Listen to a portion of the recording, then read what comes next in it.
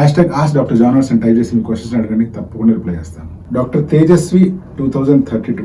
ఇది చాలా practical thing. మినాక్సిల్ మనము పేషెంట్లకి అప్లై చేయమని చెప్పేస్తూ ఉంటాము. అప్లై చేసుకోమని చెప్పిన తర్వాత అది చాలా స్టిక్కీగా ఉంటుంది.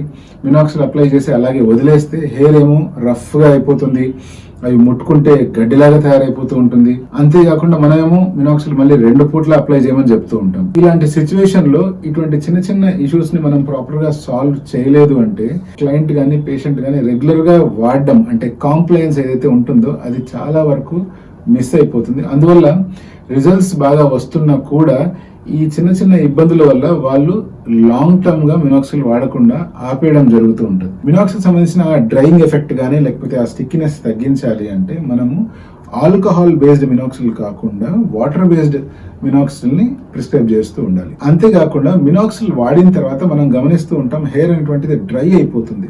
సో ఇక్కడ ఇంపార్టెంట్ పాయింట్ గమనించాల్సింది ఏంటి అంటే మినాక్సిల్ అప్లై చేసేటప్పుడు అది స్ప్రే ఫామ్ లో దొరికే మినాక్సిల్ ని అప్లై చేసేదానికంటే డ్రాపర్ ఫామ్ లో కానీ ఫిల్లర్ ఫామ్ లో కానీ ఏదైతే వస్తుందో అటువంటి తీసుకొని 1 ml డ్రాప్ బై డ్రాప్ మీరు స్కాల్ప్ లోపల అప్లై చేయడం అండ్ ఆ జుట్టు ఏదైతే ఉంటుందో జుట్టుకి ప్రత్యేకించి టచ్ కాకుండా చూసుకోవడం. మినాక్సిల్ అప్లై చేసేటప్పుడు జుట్టుకి టచ్ అవ్వకుండా ఉండడం అనేటువంటిది జరగదు.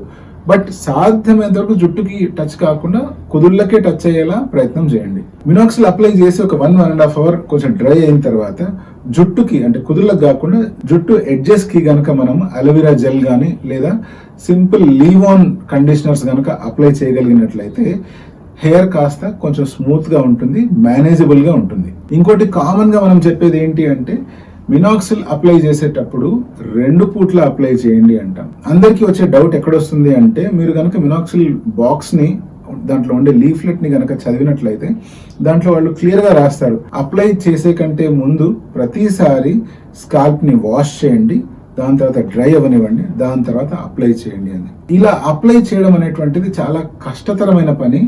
రెగ్యులర్ గా రోజువారీ జీవితంలో కనుక ఇలా చేయాలి అంటే ఉదయం ఒక 20 మినిట్స్, ఈవినింగ్ ఒక 20 మినిట్స్, దాదాపుగా 1 అవర్ మీ జీవితంలో దీనికి ప్రతిరోజు కేటాయించాల్సిన అవసరం ఉంది.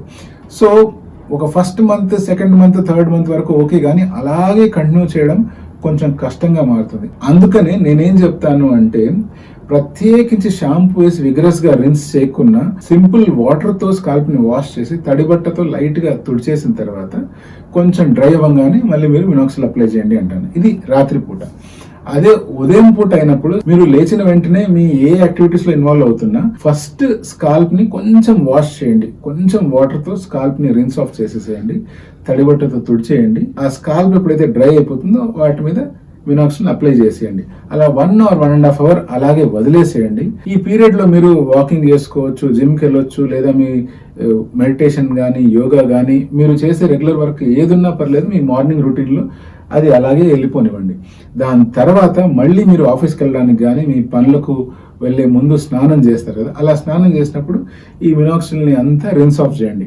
ఏదైతే అబ్జార్ప్షన్ జరగాలో అది 1.5 అవర్ లో ఆటోమేటిక్గా జరిగిపోతుంది, దాని ఎఫెక్ట్ కూడా వచ్చేస్తుంది.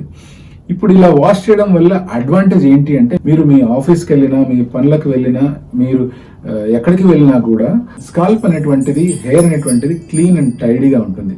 సో ఇలా ఉన్నప్పుడు ప్రతిసారి మళ్ళీ మినాక్సిల్ అప్లై చేసుకున్నప్పుడు వచ్చే ఏదైతే బ్యాడ్ ఫీలింగ్ ఉంటుందో, హెయిర్ స్టిఫ్ గా ఉండడం కానీ లేకపోతే హెయిర్ స్టిక్కీగా ఉండడం కానీ, ఆ ఫీలింగ్ నుంచి మనకు రిలీఫ్ వస్తుంది. కాబట్టి మళ్ళీ మినాక్సిల్ అప్లై చేయడానికి మనం ఇబ్బంది పడం.